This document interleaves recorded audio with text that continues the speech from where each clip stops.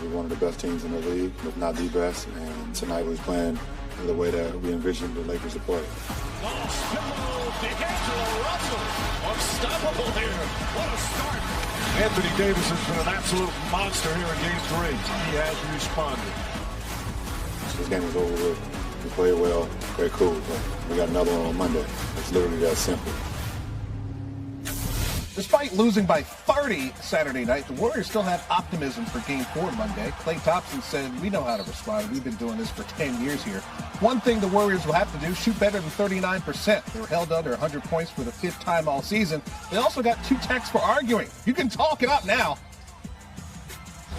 There's a lot of things you can kind of tap into in terms of the experiences that we've had where we've been on the road, kind of against the ropes, and we've responded. This is a very similar situation, but it will require something different based on this team, and I'm excited about that opportunity. I think it's just the body of work. This team for a decade has competed for titles. It doesn't mean we've won every single time, but we've been to the finals 6 times, been through a ton of difficult games, different matchups, different challenges, and so this is all part of it. And I think our guys really are embracing the challenge, and we know what we have to do.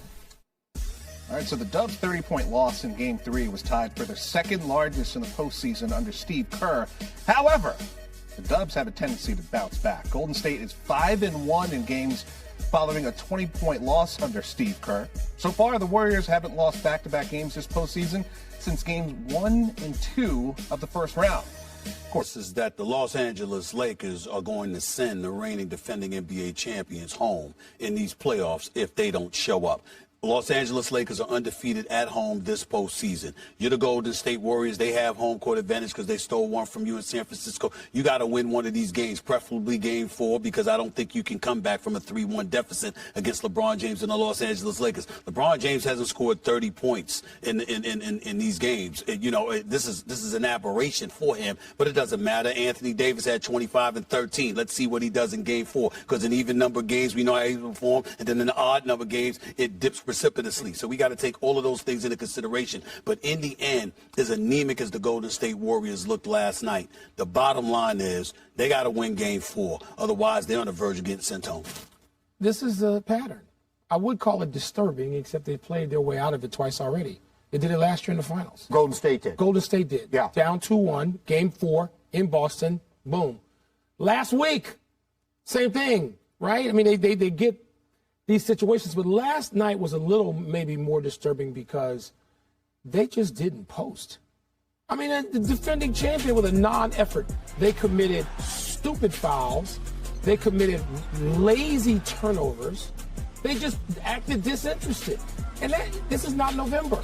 We're in the middle of the playoffs, and you could see you could hear it in the tone of some of the post-game comments. So I expect, like last year we talked about this in Boston, I expected the champs, one-time champs then, to play like champions, and they didn't become champions again.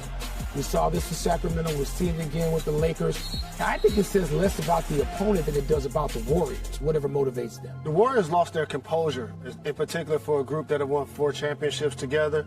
And it showed me that them being terrible on the road in the regular season is going to probably end up leading to them getting bounced in the postseason.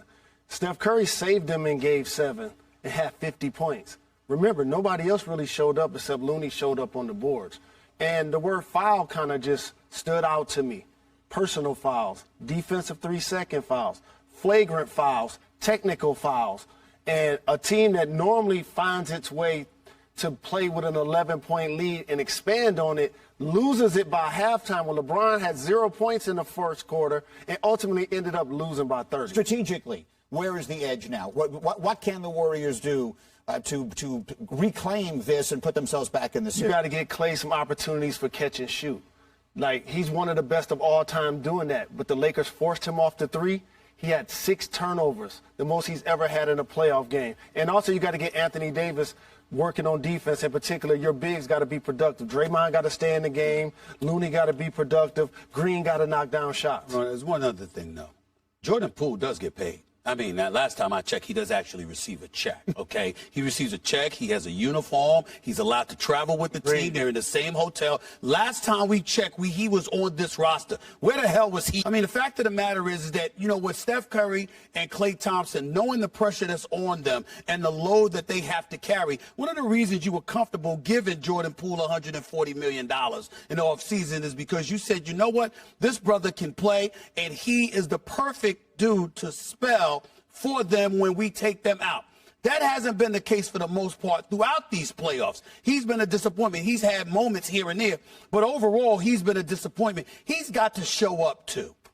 That's fair. He had 5 points last night. Meanwhile, let's bring the same energy, if we feel like it, to praising Anthony Davis that we brought in questioning him. Everyone in the world had a spotlight on him last night as they came home. That felt like a very big night for Anthony Davis. It was. He rose up on both ends of the floor. It was, and he did. But I don't know that it forecasts anything. I mean, this is the pattern. Again, we talk about patterns. I'm talking about Golden State being critical of him for falling into this and just taking a game off during a series. I don't think Anthony Davis is taking it. The difference where I am less critical is I think Anthony Davis is giving us what he can give. Is it what people want to see? Does it measure up to this fraudulent feeling of top 5 player in the league? No, it doesn't. But this is what he can give. And he's not going to be great every night. And he may not be great in Game 4. He was great in Game 3.